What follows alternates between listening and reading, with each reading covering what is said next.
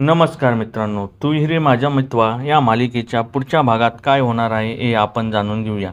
घरातील सर्व सदस्य एकत्र जमलेले आहेत. ईश्वरी बोलते, आज हे दोघं म्हणजे ती सुप्रिया व अर्णवच्या वडील या दोघांविषयी बोलत आहे. ती पुढे बोलते, यांच्यासोबत भूतकाळात काय घडलं आहे, कुणी घडून आणलं आहे, हे सर्व सत्य ते आज सर्वांसमोर सांगणार आहेत.